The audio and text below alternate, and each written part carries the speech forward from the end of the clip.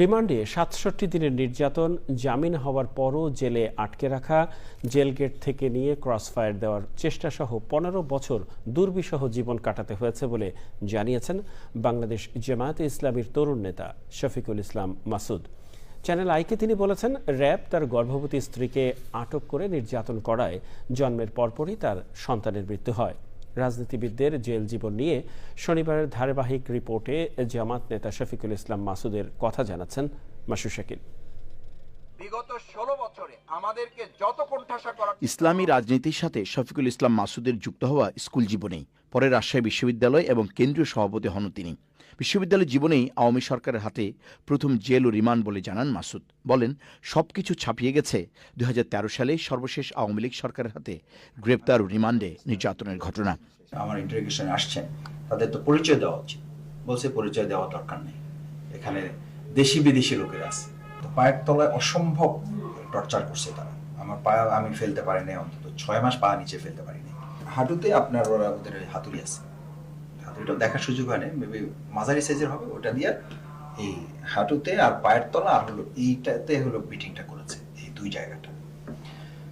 তো বিটিংটা যখন তারা করেছে, ওই বিটিংটা এবং হাঁটুর যে ইয়াটা, এইটা আমাকে তখন ওরা তখন দেখছে। আমি ওই এক পর্যায়ে আমি চেয়ার থেকে পড়ে গেছি, দুটা চেয়ারে শোয়াই নিছিল আর কি। আমি চেয়ার থেকে পড়ে যাওয়ার পরে ওরা ভয় পাইছে। বারবার জামিন পেলেও জেল গেট থেকে তাকে গ্রেপ্তার করে আবারও জেলে পাঠানো ছিল গত ১০ বছরের নিয়মিত ঘটনা। একবার তো হলাম ২০১৪ 9 আগস্ট, ওই টাইমে ছিলাম ৩.৫ বছর। জামিন হয়ে গেছে কিন্তু ১.৫ বছরে। বাকি ১.৫ বছর বা ২.৫ বছর আমার থাকতে হয়েছে শুধুমাত্র সরকারের নির্দেশে। মানে থার্ড টাইমে, প্রথমে বেরোয়েছি, নিয়ে গেছে, ওই টাইমে আমাকে তারা ক্রসফায়ার দেওয়ার চিন্তা করেছে।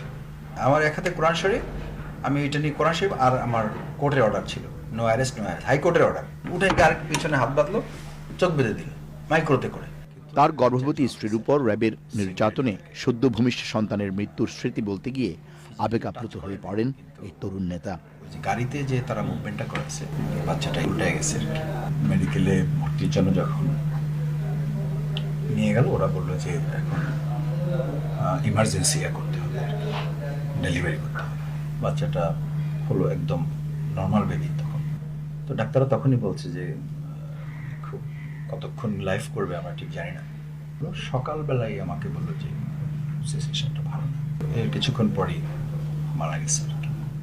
বাংলাদেশ জামায়াত ইসলামী ঢাকা মহানগর দক্ষিণের সাধারণ সম্পাদক শফিকুল ইসলাম মাসুদ বলেন, রাজনৈতিক প্রতিপক্ষকে নিশ্চিহ্ন করতে বিদেশি গোয়েন্দা সংস্থা ও আইনশৃঙ্খলা রক্ষাকারী বাহিনীর মাধ্যমে শেখ হাসিনা সরকারের নির্যাতন বাংলাদেশের রাজনৈতিক ইতিহাসের অমানবিক অধ্যায়। মাসুদ শাকিল, চ্যানেল